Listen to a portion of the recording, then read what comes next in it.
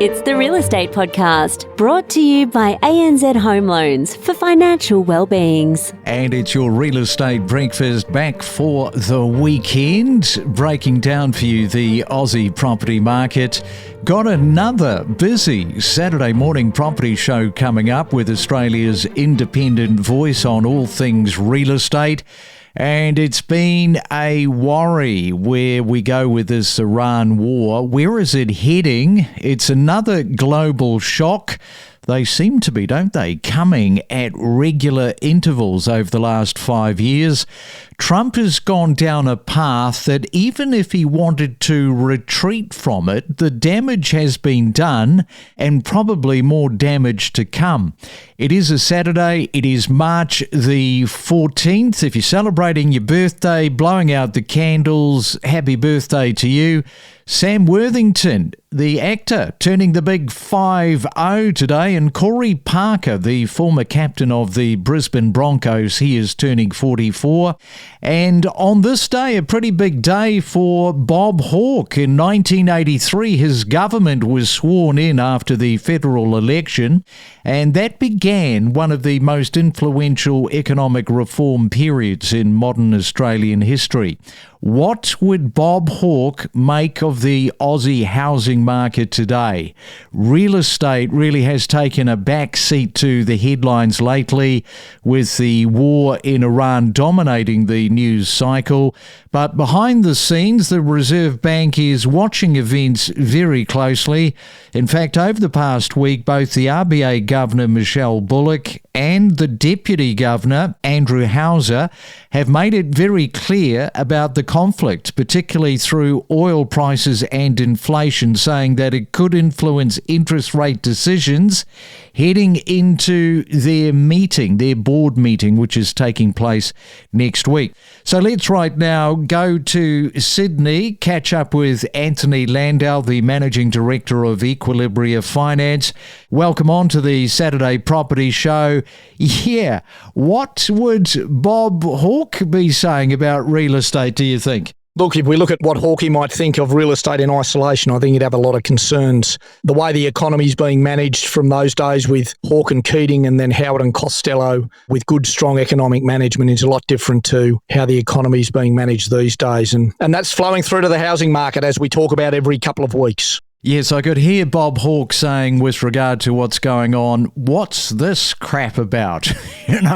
He would be mortified. So as we move through 2026, a few trends are starting to stand out in the housing market. Borrowing conditions, now they're becoming tougher, meaning buyers are having to be more strategic about where and how they enter the market.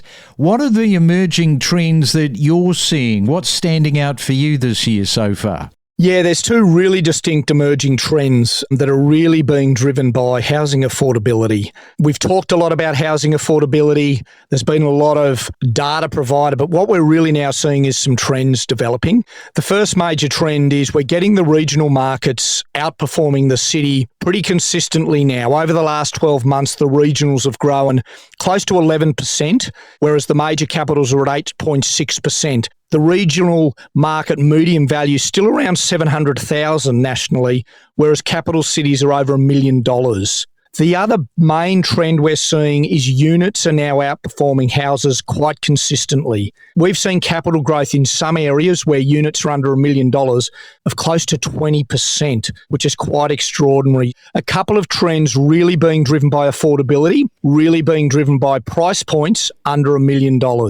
Yeah, really interesting about the regional versus the major cities. That is something, that trend is going to continue to mushroom. It's just a fact of life, because as the affordability bites, where do people move to? They are moving regionally. Now, the Reserve Bank, as I mentioned, is very clear on the alert right now. The Deputy Governor, as well as all the other comments that are flying out of the RBA, Andrew Hauser described inflation as potentially toxic if it's allowed to get out of control. The conflict in Iran, as I say, it's pushing global oil prices higher. The economists now say odds on another rate increase coming up next week. How do you see that all unfolding? Yeah, look, the last couple of weeks, the commentary shifted. We've had essentially 3 of the major banks now come out and say there'll be a rate increase in the March meeting. We had headline inflation sitting at 3.8%, which is well out of the target range before the Iran conflict started. We've got a tight employment market. The main driver is obviously the petrol prices. They're up by about some 40% since the supply shock, which is just adding to inflationary pressure. My instinct is they're going to put rates up in March and in May. So we're looking at potentially 50 basis points to knock this on the head as quickly as they can. They had inflation get out of control a couple of years ago, and I don't think they want that to happen again.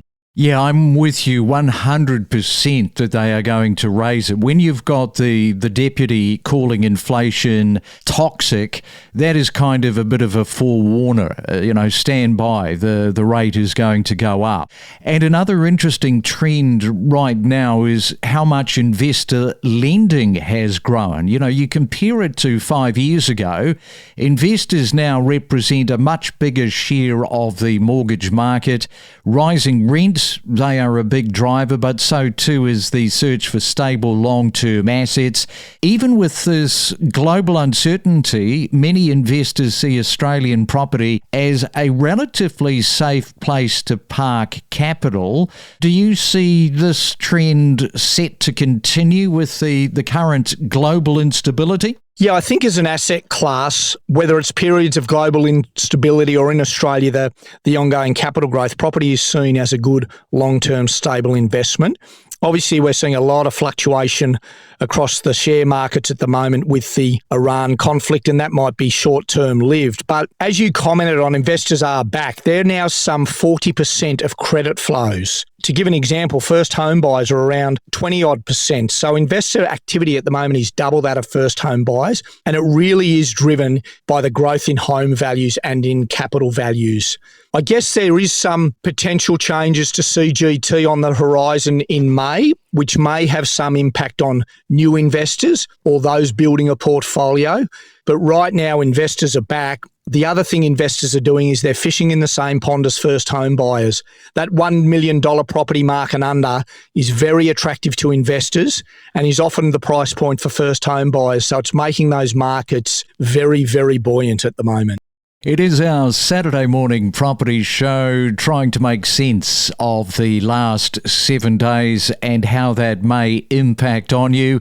It does seem unrelenting at the moment, and after the break, we'll take a look at the banks and credit flow. That is next. Let's fuel your passion for property together. Join us, along with our industry experts, to help inspire and inform your next real estate decision. Get insider tips from industry professionals and level up your real estate game by unlocking the secrets of successful real estate transactions. It's a Real Estate Saturday. Good luck too if you are right now fueling up on brekkie, ready to walk out that door and look at properties across Australia.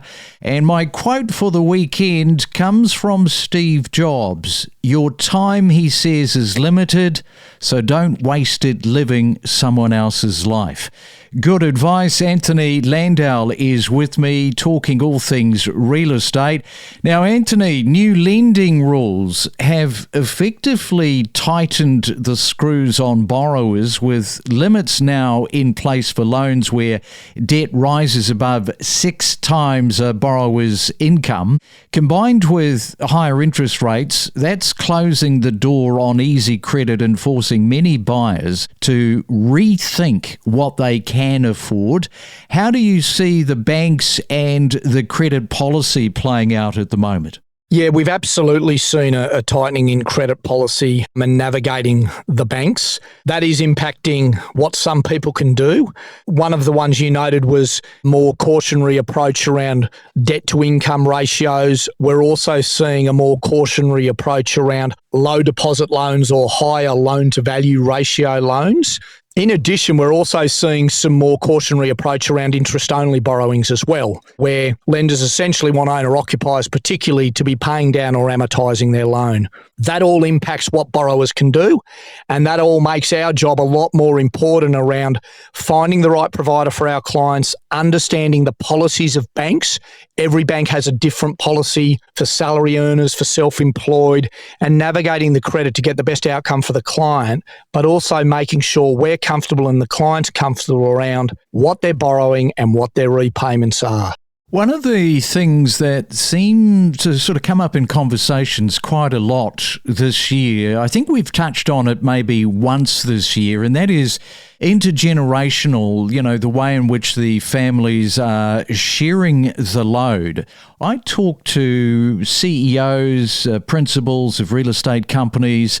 They're all telling me the same thing, that multi-generational living is up. People are looking more and more at these tiny homes, putting something on the backyard.